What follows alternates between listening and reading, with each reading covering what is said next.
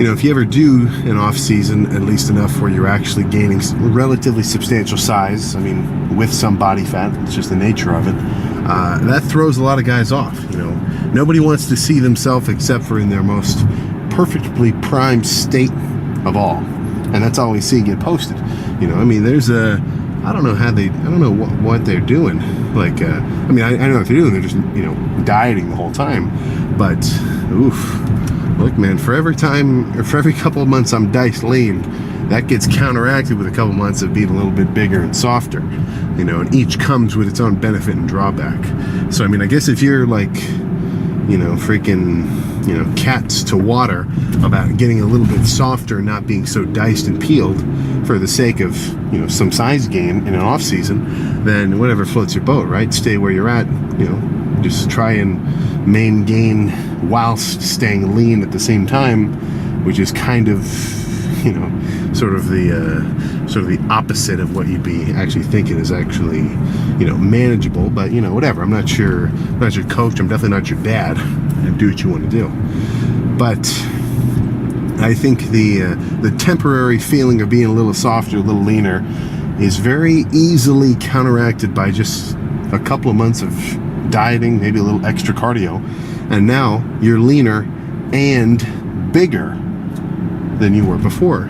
So given that as the sort of the benefit of eating a little extra food, getting a little softer, putting some weight up, actually moving shit around, getting big and strong, dude, that's worth it. So that's my best point. I can't argue it any better, right? There's no random split or exercise style that's suddenly going to shoot you through a plateau if you're main gaining at like 180. But a marginally increased calorie intake, an extra few 100 grams of carbs here and there, make sure your protein game's on point and everything else, that could tip the scale pretty substantially. So it's not a flashy thing to say. It'd probably be much more interesting to hear. It's like, guys, I got the secret. I got the secret to working out here. You never even have to lift weights. All you have to do is sit here and do toe touches for 30 seconds. I'll show you my program. 10% off. So only $450 a month, and I'll teach. No, no. The secret does not lie there. It just simply is a situation of your food and your training, and half kind of just how much of a dog you are. Because nobody who doesn't have a little dog in them is gonna lift hard on the regular, especially if they're not really feeling like it.